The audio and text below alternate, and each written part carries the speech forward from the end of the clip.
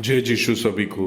लूका सुसमाचार 6वां अध्याय 1 से 11 तक, जिसमें 1 से 5 तक जब हम देखते हैं उसमें विश्राम दिवस का प्रश्न के बारे में बताया गया है। जब यीशु और शिष्य जा रहे थे सबत के दिन, तो खेत की खलिहान के बगल में अनाज कुछ पड़े थे।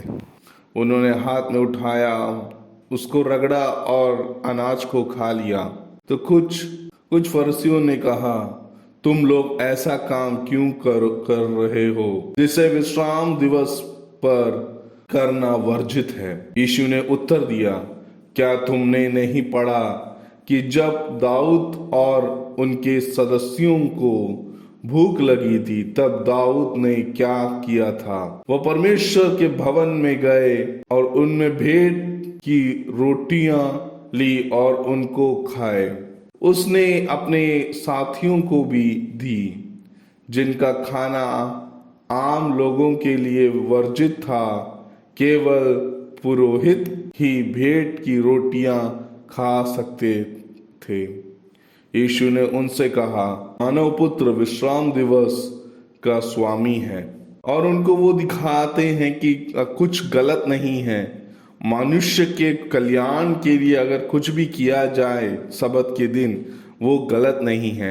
सबत के दिन पाप मत करो, पाप और दूसरों को परेशानियां ना दो, वो हमको देखने को मिलता है। यहाँ अपनी इच्छा अनुसार इसको तोड़ मरोड़ ना करो।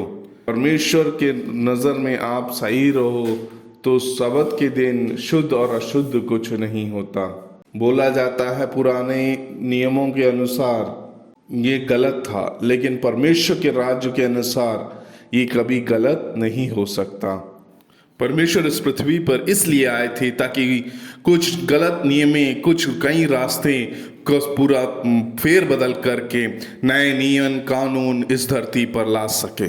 दूसरे भाग में जहां परमेश्वर एक मनुष्य का सूखे हाथ को सही कर देता है, सूखे हाथ वाले मनुष्य को स्वस्थ करने का हमको देखने को मिलता है। उस मनुष्य के पास परमेश्वर जाकर देखता है। विश्राम दिवस पर यीशु समूह गृह पर आकर उपदेश देने लगे। वह एक मनुष्य था जिसका दाहिना हाथ सूख गया था। शास्त्री और फरीसी इस ताक में थे कि यीशु विश्राम दिवस पर इसे स्वस्थ करते या नहीं, जिससे वे उन पर अभियोग लगा सके।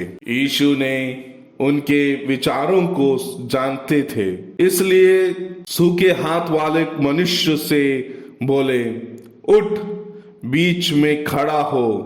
और वह उठकर खड़ा हो गया। परमेश्वर की स्तुति हो।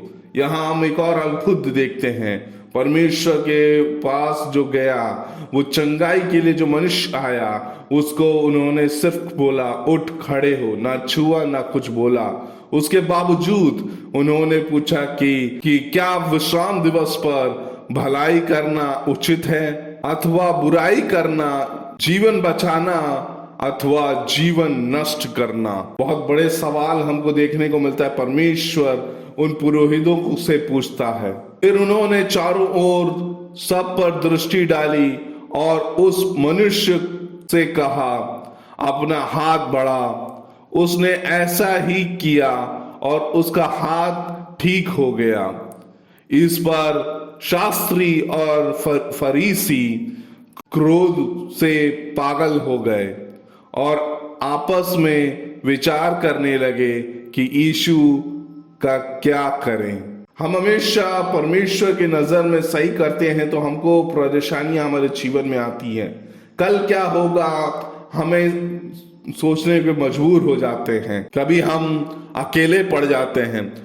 परमेश्वर के वचन के कारण अनेक लोग उसके खिलाफ रहते हैं तो हम अकेले हो जाते हैं। तो हमें सोचना है कि हम परमेश्वर के सामने किस प्रकार खड़े रहना चाहते हैं। कभी गलत रास्ते में होके निराश और हताश होने की जरूरत नहीं है।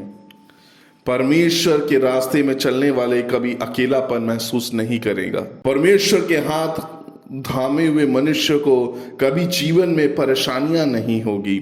यह हमको देखने के बताते हैं शुभ दिन जिसको माना जाता है वो मनुष्य के निर्माण के लिए है, मनुष्य के नष्ट के लिए नहीं, मनुष्य के भलाई के लिए है, मनुष्य को पुनर्जीवन देने के लिए है। आए हम इस उपवास के दिन मनुष्य को एक उत्तम जीवन देने के लिए हम और आप उसके लिए कोशिश करें, हम और आप प्रार्थना करें।